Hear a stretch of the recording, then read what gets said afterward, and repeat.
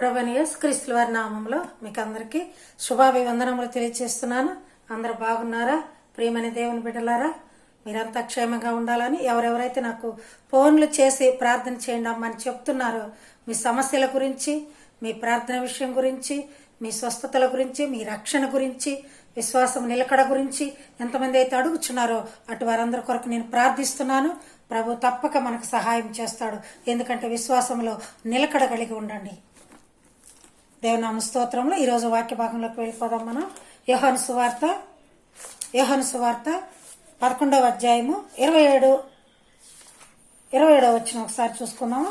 యోహాను సువార్త బైబిల్ ఉన్న వాళ్ళంతా తీయండి, బైబిల్ చదవండి. యోహాను సువార్త 11వ అధ్యాయము 27వ వచనం. నా గొర్రెలు నా స్వరమును వినును, నేను వాటిని ఎరుగుదును, అవి నన్ను వెంబడించును, నేను వాటికి నిత్య జీవం ఇచ్చుచున్నాను. నా గొర్రెలు నా స్వరము వినును, నేను వాటిని వెంబడింతును, వాటికి నిత్య జీవం ఇత్తను అంటున్నాడు యేసుప్రభు వారు.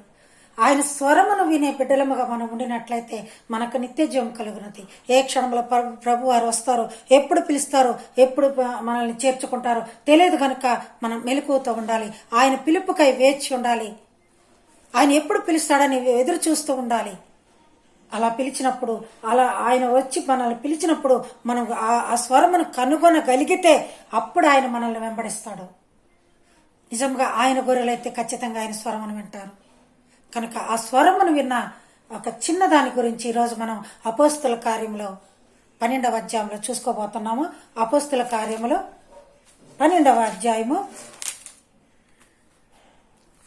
1 నుంచి 19 వచనాల వరకు మనం చూసుకున్నట్లయితే అందులో పేతురు స్వరమును విన్నది ఒక చిన్నది, రొదే అను చిన్నది. ఒకవేళ ఆ ఇంట్లో పని మనిషి కావచ్చు. యోహాను తల్లి మరియా కుటుంబంలో ఆమె బాగా ధనవంతురాలు. ఆమె ధనవంతురాలు కాని విధవరాలు. ఆ కుటుంబంలో అందరూ పరిశుద్ధాత్మలు, ప్రార్థన చేసుకునే వాళ్ళు అందరు కలిసి అక్కడ ప్రార్థన చేసుకోవటానికి అక్కడ కూడుకుంటారు ఆ గృహంలో. ఆమె ఇంటిని ప్రార్థన స్థలానికి ఇచ్చేస్తున్నది. ప్రియులారా, మనం ఎంతమంది అయితే ఈరోజు మన ఇంటిని ప్రార్థన స్థలంగా ఎంచుకుంటున్నాం? ఎంతమంది చేస్తున్నాం ప్రార్థనలు? కుటుంబ ప్రార్థనలు సహితం మనం ప్రభుని చేర్చుకుంటున్నామా లేదా? ఒకసారి వినండి దయచేసి. మరి పేతురుని చెరసాల సంఖ్యలలో వేసినప్పుడు ఆ సంఘమంతా ఆసక్తితో ప్రార్థన చేస్తే ఎలా విడిపించబడ్డాడో ఒకసారి చూసుకుందాం మనం బైబిల్ గ్రంథంలో. అపోస్తుల కార్యము 12వ అధ్యాయము 1 నుంచి నేను చదువుతుంటాను. అక్కడక్కడ మీరు గమనించండి. ఎందుకంటే మీకు బైబిల్ కావాలి, విశ్వాసం కావాలి, ఆయన స్వరమును వినాలా అనుకుంటే ఒకసారి మీరు బైబిల్ను గమనించండి. 1వ వచనం చదువుతున్న అందరు తప్పకుండా చూడండి. దాదాపు అదే కాలమందు రాజైన హేరోదు, అదే కాలంలో పేతురుకు వచ్చిన ఒక కష్టాన్ని మనం చూసుకోబోతున్నాం ఇప్పుడు. అదే కాలంలో రాజైన హేరోదు రాజు గురించి చెప్తున్నాం ఇక్కడ. హేరోదు రాజు యూదులకు ఏది ఇష్టమవుతుందో అది చేసేదానికి ఇష్టపడి ఉన్నాడు. ఆయన ఎప్పుడు బలాత్కారం చేయటం, ఖండించటం, మనుషులను చంపివేయటం అదే ఆయన పని. ఇక్కడ యాకోబుని మరి చంపినట్లుగా ఖడ్గంతో చూస్తున్నాం. యాకోబును పేతురుని ఇద్దరిని బంధించి యాకోబును ఖడ్గంతో చంపించేశారు. ఇక పేతురుని కూడా చంపాలా? పేతురు ఎందుకు చంపాలంటే పేతురు ప్రభు గురించి బోధిస్తున్నాడు, వాక్యం చెప్తున్నాడు, అందరిని చేర్చుకుంటున్నారు, రక్షణ మార్గంలోకి తీసుకెళ్తున్నాడు, బోధ చేయించున్నాడు, వాక్యోపదేశం చేయించున్నాడు ప్రజలకు. అందుకని అతన్ని ఉంచాలనుకోలేదు. ప్రియులారా గమనించండి, మనకి సేవలోకి వచ్చినప్పుడు ఎన్నో కష్టాలు వస్తాయి. నాకు కూడా ఎన్నో శ్రమలు వచ్చాయి. సేవలో వచ్చిన మొదట్లో అసలు చేయగలనా లేదా అనుకున్నా. ప్రజల మాటలు వింటున్నప్పుడు ఒక్కోసారి నా మనసుకు నాకే బాధ వేసినది. కానీ నేను ఎక్కడ కూడా నిరుత్సాహపడలేదు, వెనుకడుగేయలేదు. ఇప్పటికి కూడా ప్రభు బాటలోనే నడుస్తున్నాను. ఎందుకంటే నాకు తోడు ఆయన ఉన్నాడు. ఈ లోకంతో నాకు అవసరం లేదు, ఈ లోకంతో నాకు పని లేదు. నేను చూస్తుంది ప్రభు వైపు, నేను వింటుంది ప్రభు స్వరముని. కనుక ప్రియులారా, దాదాపు అదే కాలం ముందు రాజుని హేరోదు సంగపు వారితో కొందరిని బాధ పెట్టుటకు బలాత్కారముగా పట్టుకొని యోహాను సహోదరుడైన యాకోబు ఇద్దరు అన్నతమ్ములు, ఆ యాకోబుని చెరసాలలో బంధించి ఖడ్గంతో చంపించేశాడు. తర్వాత పేతురును కూడా చంపలేదు. ఇద్దరిని పక్కనే పెట్టి ఉన్నారు. ఇప్పుడు యాకోబుని చంపుతుంటే పేతురు భయపడాలి కదా. పేతురు భయపడలేదు, ధైర్యంగా ఉన్నాడు. చెరసాల్లో వేశారు. ఈయన్ని ఖడ్గంతో చంపించేశారు.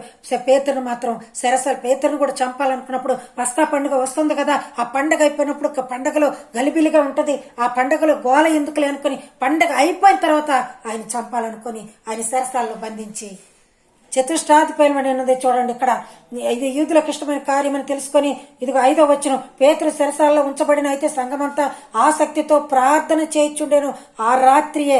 చూడండి ప్రియులారా, 4వ వచనంలో చూసుకున్నట్లయితే అతన్ని పట్టుకుని చెరసాలలో వేయించి పస్కా పండుగ అయిన పిమ్మట ప్రజల వద్దకు అతని తేవాలని ఉద్దేశించి అతనికి కావలి ఉండుటకు 4 చతుష్టయములను సైనికులను అప్పగించి ఉన్నాడు.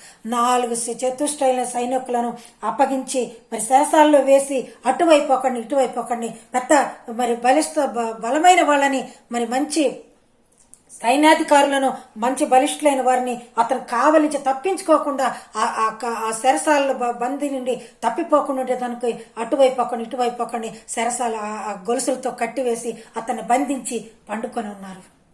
అర్ధరాత్రి కాలం అయిపోయినది, చీకటి అయిపోయినది, కానీ పేతురు గారు నిద్రిస్తున్నారంట. ఒక విషయం తెలుసుకుందాం మనం. ఇప్పుడు యాకోబుని చంపించారు, పేతురుని తెల్లారి చంపేస్తారు, కానీ పేతురుకు భయమే లేదా? ఎందుకు భయమే లేదు? ఎందుకంటే ప్రభువుని నమ్ముకొని ఉన్నాడు అతను. ప్రభు నన్ను ఏమైనా చేయని, ఆయన ఇష్టం, చంపిన ఆయన ఇష్టమే, బ్రతికిచ్చిన ఆయన ఇష్టం అనుకున్నాడు. చక్కగా నిద్రపోతున్నట్లుగా బైబిల్లో చూస్తున్నాం మనం. మరి అర్ధరాత్రి వేళ దేవదూత వచ్చేసింది.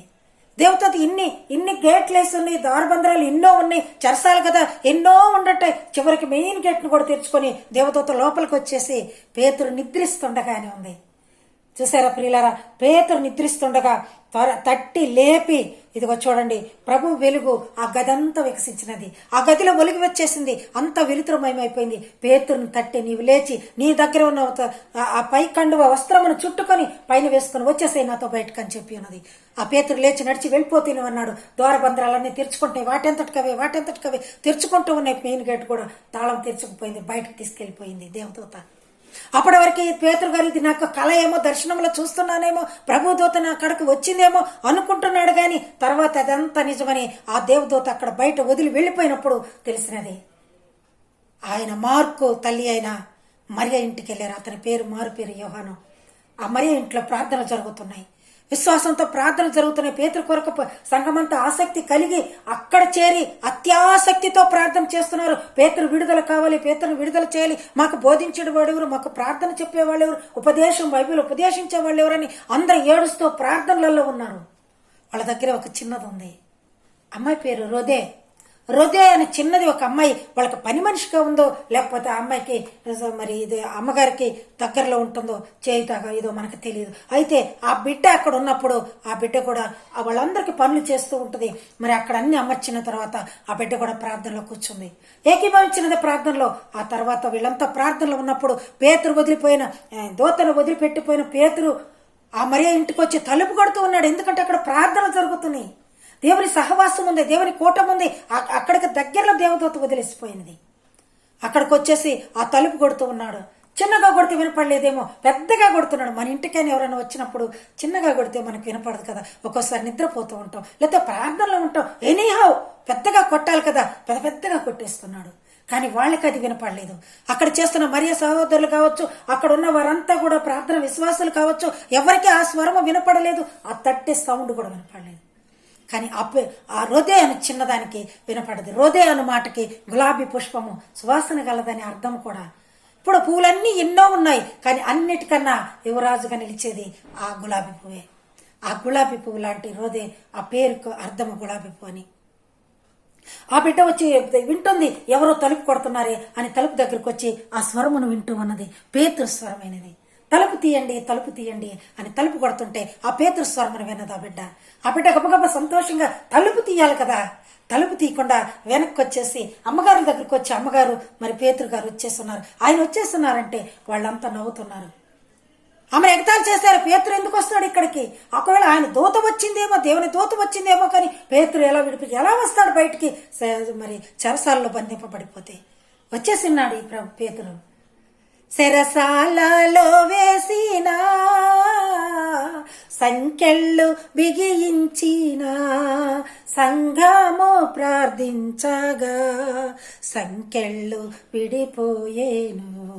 యెహోవా నీ నామము ఎంతో బలమైనది, ఎంతో బలమైనది. బలమైన తాళ్ళు వేశారు, సంఖ్యలు వేశారు, తాళాలు వేశారు. బలమైన వాళ్ళు కావలి ఉన్నారు, కావలి వారు బయట ఉన్నారు. ఎంత బలవంతులు ఉన్నా కూడా బలవంతుడైన దేవునికి మించిన బలము వాళ్ళ దగ్గర ఎవరి దగ్గర కూడా ఉండదు సుమి. అవన్నీ తెంచుకొని వచ్చేసాడు పేతురు. హృదయాలు చిన్నది, ఆయన స్వరమును విన్నది. స్వరమును విని వెళ్ళి చెప్తున్నది, అమ్మగారు ఇలా వచ్చేస్తున్నారు అయ్యగారు అని చెప్పినప్పుడు వాళ్ళు ఎవరు నమ్మలేదు. నమ్మకపోగా ఆమెను పిచ్చిదానివి అన్నారు. పిచ్చిదానివా ఏంటి, నువ్వు అలా మాట్లాడుతావు? 15 వచ్చిన అందుకు వారు నీవు పిచ్చిదానివారి అయితే తాము చెప్పినదే నిజమని దృఢముగా పలుకుతుంది, గట్టిగా పలుకుతుంది. నేను చెప్పింది నిజమే, మీరు కావాలంటే వచ్చి చూడండి. చాలాసేపు వరకు ఆమె నమ్మలేదు. తర్వాత అందరూ వచ్చి బయటకు వచ్చి చూసినప్పుడు పేతురు గారు వాకిటి దగ్గర నిలబడి తట్టుచూ ఉన్నాడు. అప్పుడు అందరూ ఆశ్చర్యపోయారు. ఎందుకంటే ఆశ్చర్యకరుడు చేసే పనులు ఆశ్చర్యంగానే ఉంటాయి కదా. ఆశ్చర్యకరుడు, బలవంతుడొక దేవుడు, నిత్యుడొక తండ్రి, సమాధానకర్తకు అధిపతి అని అతనికి పేరు పెట్టబడునని యెషయా గ్రంథంలో చెప్పిన రీతిగా ఆశ్చర్యకరుడికి మరి ఆశ్చర్యకర పనులే కదా చేసేది. వాళ్ళని చూసి ఆశ్చర్యపడ్డారు, విభ్రాంతి నొందినారని బైబిల్లో తెలియపరుస్తుంది మనకి. బైబిల్ గ్రంథంలో ఇదిగో చూసారా 17, 16 వచనంలో పేతురు ఇంకనో తట్టుచున్నందున వారు తలుపు తీసి అతను చూసి విభ్రాంతి నొందిరి. అతన్ని చూసి విభ్రాంతి నొందిరి, ఆశ్చర్యపడ్డారు. అయినా కూడా భయపడలేదు. సరే ప్రభుని అతన్ని చేర్చుకున్నారు. గోలగోలు చేస్తుంటే అరవద్దు అని చేసి ఆయన ఎలా ప్రభు తన్ను ఎలా చెరసాల నుండి తప్పించాడో అదంతా వారికి వివరించారు. అయ్యా నీవెలా వచ్చావు, నువ్వు దొంగతనంగా వచ్చావా, లేకపోతే ఆ సంఖ్యలు బిగించుకొని ఎవరైనా నిన్ను విడదీశారా, నిన్ను పంపించేశారా, లేకపోతే ఏరోదేమైనా మనసు మార్చుకున్నాడా, నిన్ను పంపించేశాడా? దేవునికి స్తోత్రం. కానీ అది అంతా కాదమ్మా, ప్రభు మాత్రమే నన్ను తప్పించాడు. ఒకసారి చప్పట్లు పడదాం దేవునికి. ప్రభు మాత్రమే నన్ను తప్పించాడని చెప్తున్నారు. సో ఇక్కడ మనం వాళ్ళు ఏ విధంగా ఆయన తప్పించుకొని వచ్చాడో, ఎలా దేవదూత ఆ ఇంటి దగ్గరికి తీసుకొచ్చి దించినదో అదంతా వారికి వివరించి చెప్పారు. ఎందుకంటే ఇదంతా ప్రభు మహిమ. వీరందరూ ప్రార్థనలో ఉన్నారు, కానీ ఆ పేతురు వచ్చిన స్వరాన్ని వినలేకపోయారు. ప్రియ బిడ్డలారా, ఇదిగో రోదే అని చిన్నది ఆ ప్రభు మాట విన్నది, ప్రభు మాట స్వరమును విన్నది, పేతురు స్వరమును విన్నది. మరి ఒకటిగా చూసుకుంటే మనం సంతోషించిన రోజా, ఆయన చూడగానే ఫస్ట్ గా సంతోషించింది ఆమె. సంతోషించిన రోజాగా చూస్తున్నాం. ప్రార్థించిన రోజే, సహవాసంతో వాళ్ళతో కలిసి ప్రార్థించిన రోజేగా చూస్తున్నాం. మరలా పట్టుదల కలిగింది. ఎందుకంటే ఆయన వచ్చాడని వీళ్ళు చెప్తున్న నమ్మకపోయినా పట్టుదలగా ఇంకా చెప్పి నమ్మించగలిగిన పట్టుదల కలిగిన రోజే. అలాగే 4గా చూసుకుంటే శిక్షపడిన రోజే. 4 శిక్షపడిన రోజే అంటే వాళ్ళు శిక్షించే మాటలు మాట్లాడారు, పిచ్చిదాని అన్నారు, ఎగతాళి చేశారు. అయినా కూడా శిక్షింపబడ్డదే గాని ఎక్కడ కూడా పట్టును వదలలేదు. మరలా పరిచారం చేసిన రోజే. 5గా చూస్తున్నాం. పరిచారం చేసేది, వారికి చాపలేసింది, నీళ్లు పెట్టింది, ప్రార్థన సహవాసం, వారికి అన్ని ఏర్పాట్లు చేసిన రోజే. అలాగే ఆలకించిన రోజే. ముఖ్యంగా మనం చెప్పుకోవాల్సినది ఆలకించినది. 6వదిగా 7వదిగా మనం చూస్తున్నప్పుడు 6వదిగా ఆలకించిన రోజే. 7వదిగా చూస్తున్నప్పుడు ప్రకటించిన రోజే. ప్రకటించింది, పేతురు గారు వచ్చారని ప్రకటించింది. ముందుగా ఆ రోదే అనుచిన్నది పేతురు స్వరమును విన్నది. ప్రియులారా, అలాగే మనం కూడా ప్రార్థనలో ఉన్నా ఏమి ఉన్నా కూడా దేవుడు వచ్చే స్వరాన్ని వినగలిగే శక్తి మనకి మన ప్రభువుని అడగాలి. ఇదిగో చిన్న పాప మరి తండ్రి ఆ బిడ్డ మరి పేతురు స్వరమును విని వారికి అందరికి వచ్చి చెప్పి వారిని నమ్మించింది.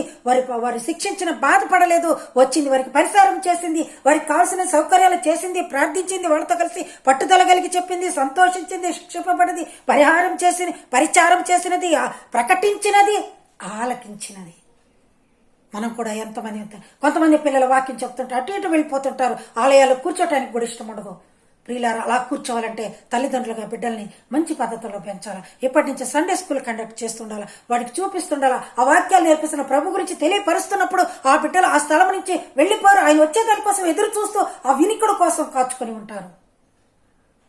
అవి వినాలంటే మనమంతా కూడా బిడ్డలను క్రమంలో పెంచాలి. ఇదిగో ప్రకటించిన రోజే, పేతురు స్వరమును విన్నది రోజేని ఈరోజు మనం చూసుకుంటున్నాం. మీకు అందరికి అర్థమైంది అనుకుంటాను. ఎందుకంటే ప్రభు వారు ఆయన చేసే గొప్ప ఆశ్చర్య క్రియలు, చెరసాలలో వేయొచ్చు, నిన్ను బందీలలో వేయొచ్చు, నేను బాధ పెట్టి ఉండవచ్చు, అనారోగ్యం చేతను పీడింపబడి ఉండవచ్చు, లోక నిందల చేతను అవమానాల పాలు అయి ఉండవచ్చు.